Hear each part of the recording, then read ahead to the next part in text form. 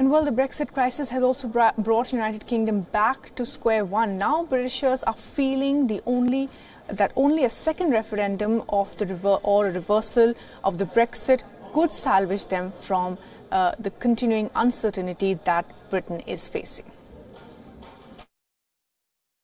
I think, yeah, second referendum, definitely. I think that's the way to do it.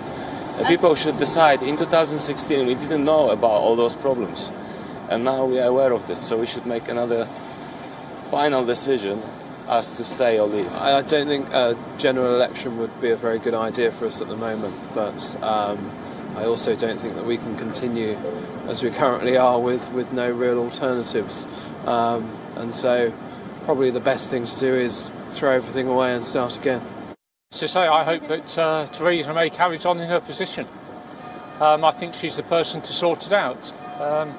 It's all very well criticising her, but I think who would do better? I don't think Jeremy Corbyn would do, for certain. And Mandy Clark, our bureau chief, is joining us now from London for the very latest on that heated exchange in Parliament. Once again, Mandy, well, another day, but the same story. And now, I mean, people on the streets are basically saying we're fed up of this uncertainty. Come up with a solution, whatever it is. Yeah, certainly. The public does want a solution, but the problem is the public is still split on both sides. So you hear those Remainers who want that second referendum. Now, the thinking is that they believe they've convinced enough people to change their mind, and a new referendum would mean that people would vote to remain in the European Union. Now, that doesn't really jive with the polls.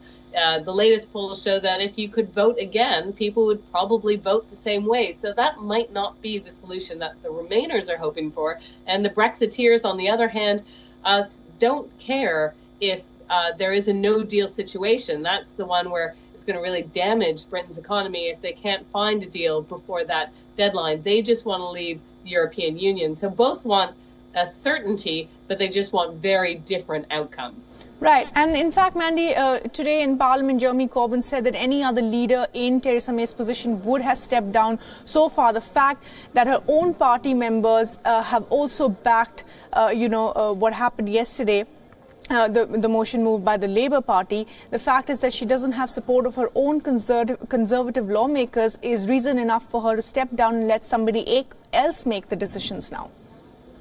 Well, that's certainly Jeremy Corbyn's point of view. And it's true. In normal circumstances, any other prime minister would step down. But this is not normal circumstances. We are going to see that no confidence vote. If her party truly didn't back her, then she would lose that no confidence vote. But it seems that her party certainly backs her as a leader as at the minute.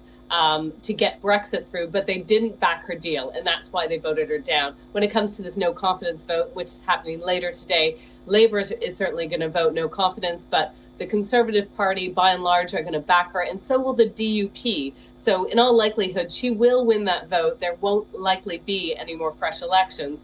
But the path forward for Brexit is still very unclear because she needs a deal rather than the no deal scenario, which is the one that everyone's worried about. Right. So, Mandy, very quickly then, she will win the no confidence vote, but she hasn't won the fact that this Brexit deal is okay with either side, the opposition or the government. So in that scenario, what is the possibility for her going forward? Because she has not been able to bring together any consensus on this, and the European Union has clearly come up with certain red lines that Britain cannot really cross when it comes to the Brexit deal. And that's her biggest problem. She certainly knows what the Parliament doesn't want. They didn't want her deal. They hated the backstop. They made that abundantly clear last night. But they haven't explained what deal they would agree. And she'll need cross-party support. She'll need Labour to say what deal would suit them. She needs her own Conservative Party to say what deal would suit them. So she can go to the European Union and say, this, if I could guarantee X, Y, and Z in a deal, then I can get it passed through Parliament. Right now, the difficulty she faces, she could renegotiate another deal, but it could still be passed through Parliament if it isn't clear and if she doesn't have that cross-party support of exactly what they want in that deal. So she has a very difficult road ahead to try and get another deal. The only other two options is delay Brexit, which she is loath to do. She said over 70 times in Parliament that she will not delay it. or it's the no deal scenario where they crash out of the EU without a deal, and that will damage Britain's economy enormously. Absolutely, Mandy. Thanks very much indeed for joining us with the latest update.